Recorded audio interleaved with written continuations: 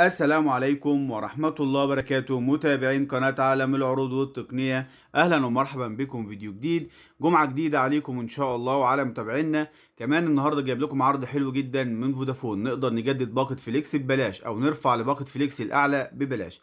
فودافون بتنزل عروض حلوة جدا على باقات فليكس. يعني أنا كان عندي عرض إن أنا أجدد باقة فليكس هي 845 جنيه، إن أنا أجددها ب 22 جنيه ونص، وفعلا دفعت 22 جنيه ونص وجددت باقة فليكس وخدت 2000 فليكس لحد اخر الباقه. الحاجات الحلوه جدا بقى اللي فودافون ممكن تعرض عليك ان انت ترفع الباقه ببلاش. لو احنا دخلنا كده على عروض، طبعا بعد ما ننزل برنامج انا فودافون هندخل على حته العروض.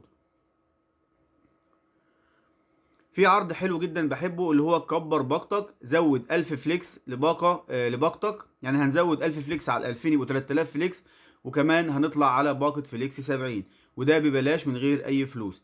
باقة فليكس 70 ب 70 جنيه، لا كده انا لما ارفع الباقة وازود ال 1000 فليكس انا كده اشتركت فيها ب 22 جنيه ونص، وده حاجة حلوة جدا وعرض حلو جدا للناس اللي بتحتاج فليكسات تتكلم مكالمات وتكلم وكمان تدخل على الانترنت. ناس تقول لي انا عايز اخليني على الباقه دي، مش عايز الشهر الجاي ادفع باقه فليكس 70.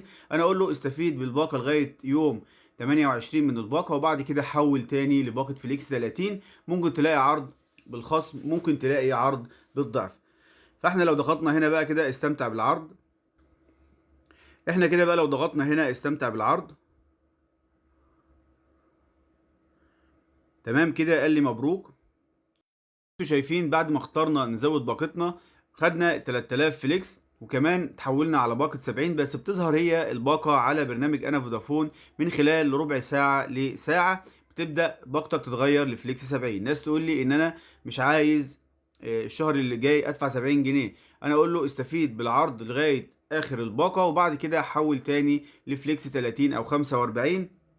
كمان كنا شرحنا ثغرة في تجديد باقة فليكس، ان انت لما بتيجي تنزل لباقة فليكس الاقل بيعرض عليك ان هي تجدد باقتك بنص ثمنها. هسيب لكم الرابط اسفل الفيديو. كمان انت ممكن بعد يوم او حاجة او بعد ما الباقة تتحول تدخل تاني على عروض بتاعت انا فودافون، تلاقي هنا بيقول لك كمان كبر باقتك مثلا لباقة 100 وزود الفليكسات ببلاش، كبر باقتك لباقة 2000 وزود الفليكسات ببلاش. يعني انت ممكن تعمل اللي هي اكبر باقة خالص فودافون ب 22 جنيه ونص.